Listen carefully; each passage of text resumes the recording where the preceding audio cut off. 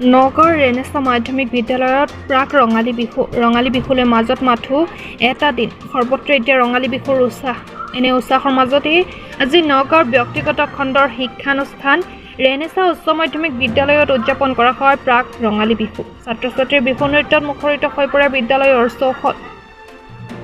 বিধায়ক ৰূপক শৰ্মাই ঢোল বজাই সকলোকে উৎসাহিত কৰে নৱপ্ৰজন্মক অসমীয়াৰ বাপতি সাহোন ৰঙালী বিহুৰ সৈতে পৰিচয় কৰি দিয়াৰ বাবে বিদ্যালয়খনে অনুষ্ঠিত কৰে প্ৰাক ৰঙালী বিহুৰ অনুষ্ঠান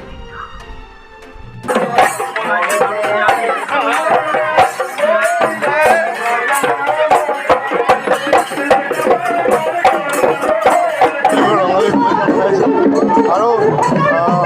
ৰেনেছা মহাবিদ্যালয় পৰিয়ালৰ ফালৰ পৰা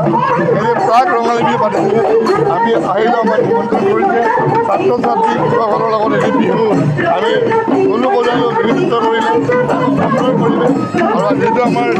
বিহু আগন্তুক বিহু আহি আছে সকলোকে বিহু শুভেচ্ছা ঢোলটো মই সাধাৰণতে বজাওঁ আৰু বিহু বুলি কোৱাৰ লগত ঢোল বজাবলৈ মন যায় বিহু গীত গাব মন যায় কাৰণ বিহুত সকলোগৰাকী আমাৰ অসমীয়া পৰম্পৰা বোলা হৈছে আৰু যে বিহু আৰম্ভ হৈছে এটা মাহ সেই ভূপেন দাই কৈছিলে বহাগ খেতি মাত্ৰ ঋতু নহয় বহাগ খেতি মাহ অসমীয়া জাতিৰ আয়ুৰ ৰেখা আমাৰ জীৱনৰ দিহা বিহু বুলি কোৱাৰ লগে সকলোৱে মন প্ৰাণ খোলা হৈ পৰে গতিকে এপাক সকলোৱে অনুৰোধ কৰিলে ঢোলো বজালোঁ আৰু বিভিন্ন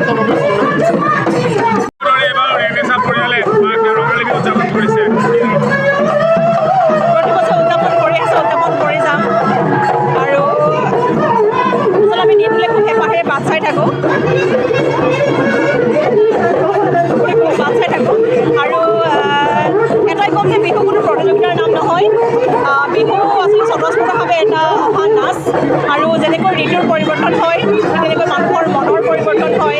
যেনেকৈ গছ লতিকা হালে জ্বলে ঠিক তেনেকৈ আমাৰ নাচনীৰ মন চঞ্চল হৈ উতলোৱা হয় আৰু সেইকাৰণে আমি বিহুৰ কোনো আখৰা নকৰোঁ আৰু কৰ্মশালা নকৰোঁ স্বতঃস্ফূৰ্তভাৱে যি নাচ আহে সেয়াই আমাৰ কাৰণে বিহু আৰু এটা বাৰ্তা আমি প্ৰেৰণ কৰিব বিচাৰোঁ যে আমাৰ মধ্য অসমত দেখা পোৱা যায় যে হুঁচৰি বুলি ক'লে আমাৰ সাধাৰণতে নামেৰে হুঁচৰি পাতে গতিকে নাম মানে হুঁচৰি নহয় হুঁচৰিৰে সুকীয়া মাদকতা আছে